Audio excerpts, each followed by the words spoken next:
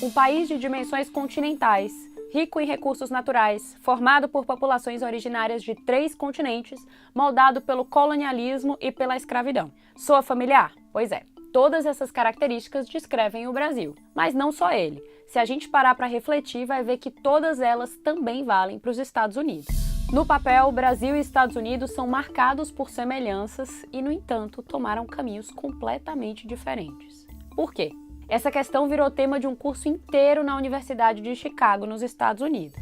Ele foi criado há mais de 10 anos pela historiadora Brodwin Fisher, inicialmente na Universidade Northwestern e hoje na Universidade de Chicago, onde foi batizado com um nome provocativo: Brazil, Another American History. Brasil, outra história americana em tradução literal. Sou Camila Veras Mota, da BBC News Brasil, e trago nesse vídeo algumas discussões colocadas no curso, entre elas o colonialismo, o jeitinho brasileiro, a questão racial e o racismo. A professora Brodwin Fisher é PhD pela Universidade de Harvard e estuda o Brasil há mais de 30 anos. A tese de doutorado dela, resultado de uma pesquisa na cidade do Rio de Janeiro, ganhou no ano 2000 o Harvard University Gross Prize como melhor dissertação em História. Mas vamos começar com a questão colonial. Não sei se você, como eu, aprendeu na escola que a grande diferença entre os rumos tomados por Brasil e Estados Unidos se explicava pelo tipo de colonização a que cada país foi submetido. A portuguesa, implantada no Brasil, teria sido mais brutal e restritiva, enquanto a inglesa, levada aos Estados Unidos,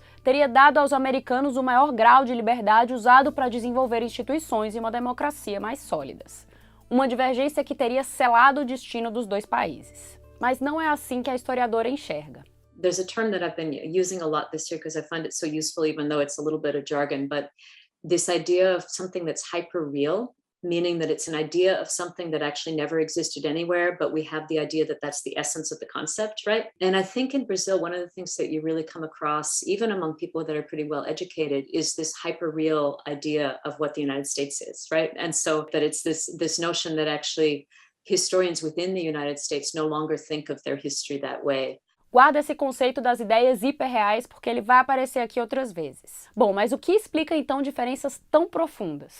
Para a pesquisadora, uma das razões remonta ao século XIX e tem uma ligação estreita com o que ela chama de relações entre indivíduos e os direitos de cidadania. A ideia é o seguinte: em ambos os países a escravidão foi brutal, mas o Brasil viveu uma situação particular depois de 1831, quando o tráfico de escravizados foi proibido, mas não acabou na prática. Isso teria tido implicações profundas na formação do Brasil como país. From 1831 on, you know, the entire productive elite class and the state colluding to allow people to be enslaved illegally. You know, between 1831 and the mid-1850s, you have 700 or 800,000 people who are illegally imported to Brazil as enslaved people. And the entire structure of the state in those early years was developed to help people circumvent the law. I think that is such a fundamental difference because in the United States, the brutality, and this is a tendency in the United States in general, that we tend to legalize our brutalities, right? And so we make it legal for people to carry guns on the street rather than illegal, right? So it means that many things that are the same in both countries are happening within the law in the United States when they're happening outside of the law in Brazil. Nesse contexto, teria se desenvolvido então desde muito cedo no Brasil o chamado poder informal, aquele que existe fora do sistema de leis e instituições e que pode garantir privilégios e vantagens a quem o possui. No contexto do Império, no pós-independência, ele foi muito usado para preservar a Casa Grande, como diz a professora, aí se referindo às oligarquias rurais. Como consequência, esse arranjo privou a grande maioria daqueles que estavam fora dos círculos das elites de direitos políticos e civis básicos. Para essas pessoas, o acesso ao poder também se dá muitas vezes fora da estrutura da lei e do Estado. Não que nos Estados Unidos não exista o poder informal, ele está lá.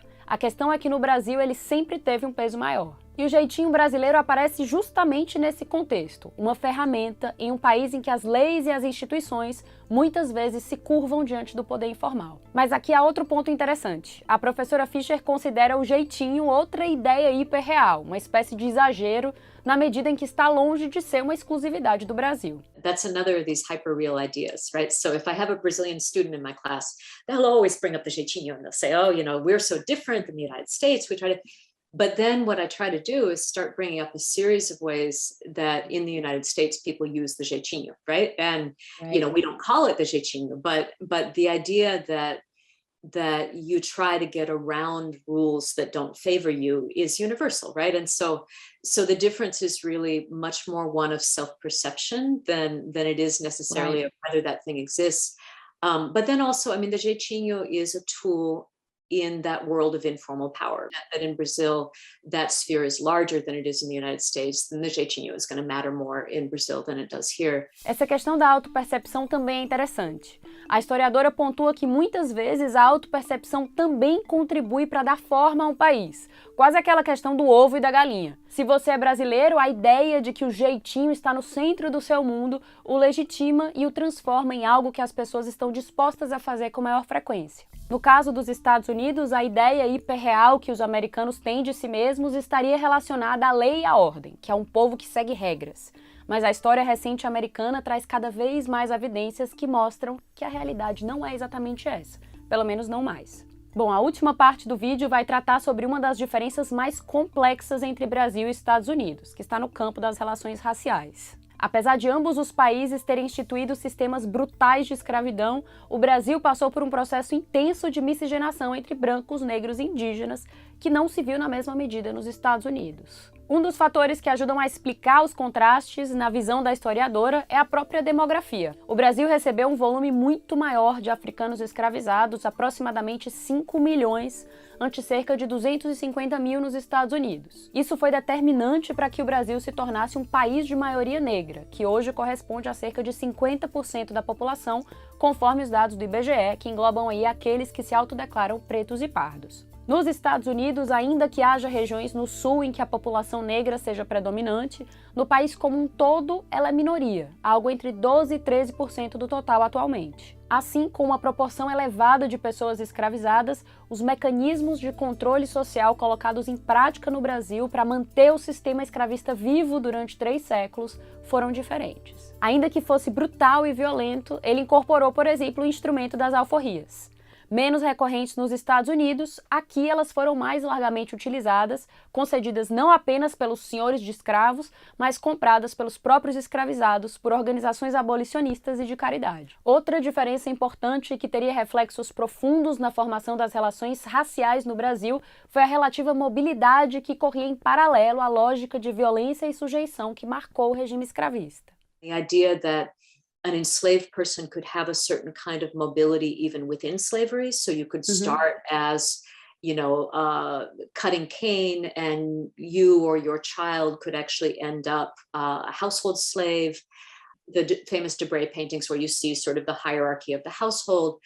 That was such an important part of what kept slavery alive, right? That people didn't need to confront the institution because there was a certain amount of mobility that they could expect without that open confrontation. Nos Estados Unidos, especialmente nas colônias do Sul, essa mobilidade era praticamente inexistente e as tensões sociais eram muitas vezes mais visíveis. Os Estados Unidos implementaram uma série de normas e leis segregacionistas que desencorajavam a miscigenação.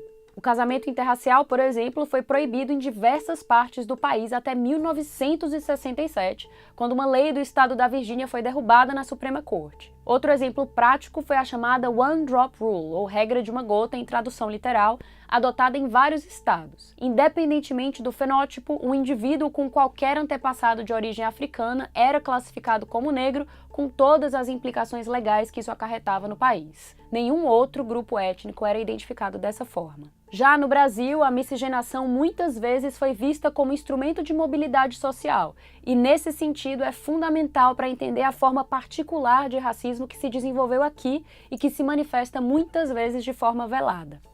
And one of the most painful things that I work with as a historian is I do a lot of research in court cases from the 19th century. And in those court cases, you can see all of these strategies that people are kind of using on a day-to-day basis to try to make their lives better.